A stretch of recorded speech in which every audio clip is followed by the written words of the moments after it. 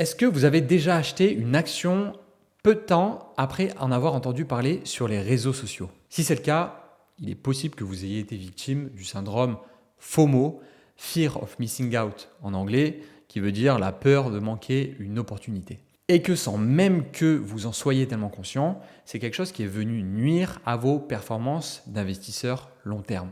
Vous l'avez compris, dans cette vidéo, on va parler de psychologie de l'investisseur et du syndrome FOMO, parce que je pense que c'est quelque chose de très sournois qui peut vraiment compromettre la stratégie de l'investisseur en bourse, et tout simplement parce que c'est quelque chose que j'ai vécu, qui m'a concerné il y a quelques années et contre lequel je me bats plus ou moins toujours. Alors pour remettre un peu de contexte, à l'époque je me considérais déjà comme un investisseur long terme, mais je n'avais pas une stratégie aussi définie qu'aujourd'hui. Je consommais pas mal de contenu finance entre guillemets, donc je tombais sur une vidéo qui présentait une action par-ci, un thread Twitter par-là, etc.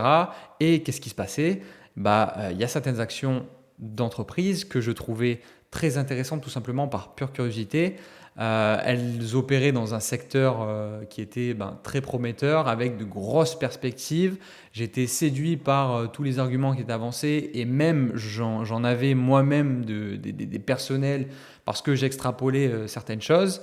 Et du coup, je me suis retrouvé à acheter des actions relativement peu de temps après en avoir entendu parler et surtout sans avoir fait la moindre recherche poussée. Je n'avais pas ouvert un rapport annuel, etc. Donc c'est comme si je plaçais un billet sur une boîte et que je laissais dormir ça tranquille à long terme, quoi. Alors pourquoi c'est dangereux de FOMO comme ça en bourse? Alors mon opinion sur le sujet, c'est que bien qu'on ait une stratégie plus ou moins définie, long terme, et qu'on soit plein de bonne volonté, premièrement, on se retrouve avec un portefeuille qui n'a plus aucun sens. Déjà, composé de trop de lignes. Tu FOMO sur une, deux, trois, quatre actions, etc. Tout de suite, ça te rajoute des lignes avec des pondérations vraiment hétérogènes et on se retrouve du coup avec plein d'actions d'entreprise qu'on connaît vraiment assez mal et pour lesquelles on n'a pas vraiment de conviction, on n'a pas de conviction solide. C'est-à-dire que si les marchés chutent et qu'on regarde notre portefeuille, on va pas avoir les reins aussi solides que si on a un portefeuille très concentré de 5-7 entreprises qu'on connaît sur le bout des doigts et pour lesquelles on a une confiance quasi aveugle. Deuxième problème, on évalue très mal les risques. Déjà parce qu'on n'a pas fait nos devoirs sur l'entreprise en elle-même, le secteur dans lequel elle opère, etc. etc. La section business risk du Tenke, par exemple, elle est ultra importante. Souvent, on a besoin de la lire une fois et d'y réfléchir un petit peu. Et on a déjà fait le gros du travail parce qu'il y a une cartographie des risques qui est faite et on peut déjà y réfléchir dessus. Et deuxièmement, on prend encore plus de risques parce qu'on est capable de payer l'action très cher. Si on ne réfléchit pas à la valorisation, si on n'a pas fait nos devoirs à ce niveau-là, on n'a aucune idée du niveau de valorisation de l'entreprise au moment où on va acheter et potentiellement, on va la payer très cher. Et le troisième problème principal, c'est le coût d'opportunité. Parce que contrairement aux deux premiers points, celui-là, il est beaucoup plus sournois justement. Parce que le pire, c'est que certaines des actions sur lesquelles j'avais FOMO il y a quelques années, c'était ce qu'on peut appeler des pépites. Mais en éparpillant mes investissements un peu de partout comme je l'ai fait, j'ai pas assez concentré en capital sur les vraies opportunités, j'ai pas fait mes devoirs et du coup j'ai une perf minuscule. Ok, le FOMO, c'est pas bien, je pense qu'on a compris. Maintenant, comment on peut faire pour justement arrêter ce genre de comportement? Première chose qu'on peut faire, et c'est la base, c'est d'avoir une stratégie claire et définie. À ça, il n'y a pas de secret. Il faut se poser, lire des livres, y réfléchir, etc. On ne va pas en parler dans cette vidéo, mais le seul conseil que je peux vous donner, peut-être, je vous invite à écrire votre philosophie d'investissement. Ça peut être vraiment en quelques lignes, ça n'a pas besoin d'être très long, mais en tout cas à titre personnel, c'est quelque chose que j'ai commencé à faire, même pour les tests d'investissement quand j'achète une action, que j'ai commencé à faire il y a quelques mois. et je ressens vraiment une différence dans le sens où ça renforce nos convictions, ou justement ça les bouscule un petit peu. Parce que des fois, si on n'arrive pas à écrire quelque chose de manière claire, c'est que c'est pas forcément clair dans notre esprit, et donc il va falloir qu'on creuse un peu plus, ou alors c'est qu'il y a un problème.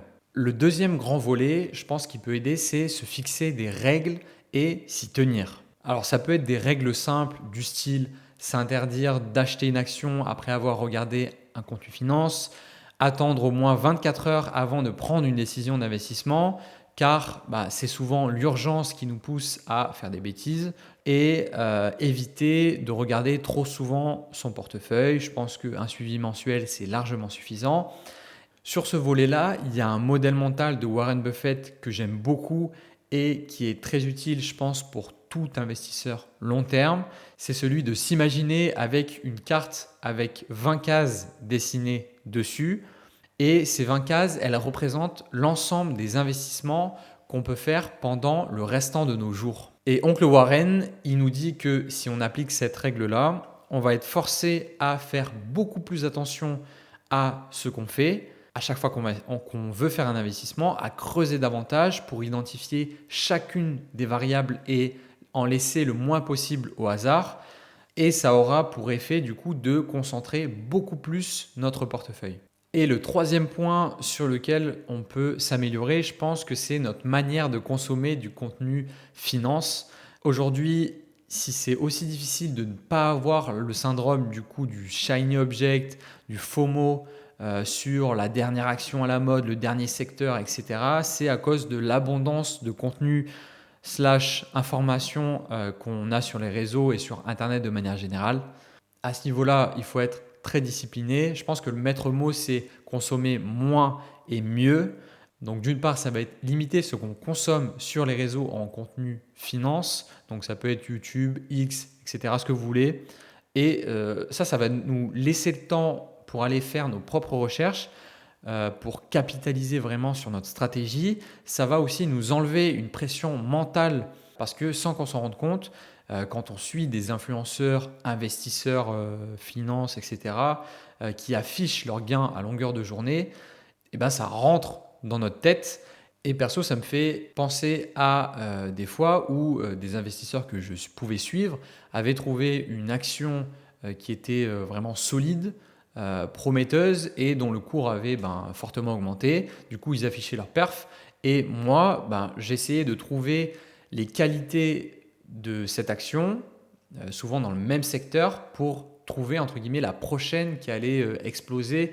Donc même avec une approche fondamentale, ça m'était un peu rentré dans la tête et mis sur un chemin qui n'était peut-être pas le bon. Et après, le troisième point, c'est le fait d'avoir moins de pression sociale, parce qu'il y a vachement aussi ces effets de groupe, notamment sur Twitter. J'ai déjà remarqué, entre guillemets, moi aussi, je veux monter dans le train de telle action, etc. Et enfin voilà, pour pas être largué dans une sorte de groupe, une communauté, on va FOMO sur telle ou telle action. Et donc, il y a le consommer moins, mais il y a aussi le consommer mieux et des contenus plus variés. Donc là, c'est le format plutôt du contenu. Donc, les podcasts, les livres, certains articles. Je pense que c'est une manière différente d'appréhender des sujets, entre guillemets, sur l'investissement, la finance, etc., ce qui vous intéresse, plutôt que des vidéos. Je dis ça alors que j'ai une chaîne YouTube, mais peu importe.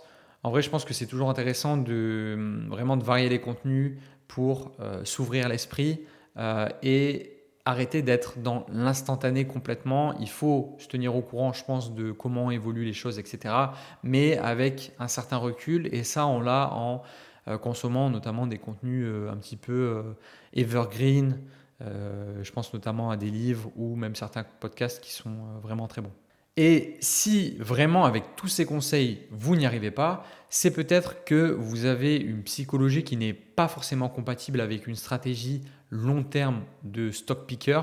Mais c'est pas grave, vous pouvez vous tourner tout simplement déjà vers la gestion passive. Et si vous voulez conserver un peu de stock picking à côté, vous pouvez faire comme le modèle du barbell portfolio de Nassim Nicolas Taleb, où votre portefeuille est constitué d'un socle passif à 80-90%, je crois, et vous pouvez faire entre guillemets joujou avec les 10% restants. Donc là, vous faire plaisir sans que ça ait un impact vraiment sur vos performances.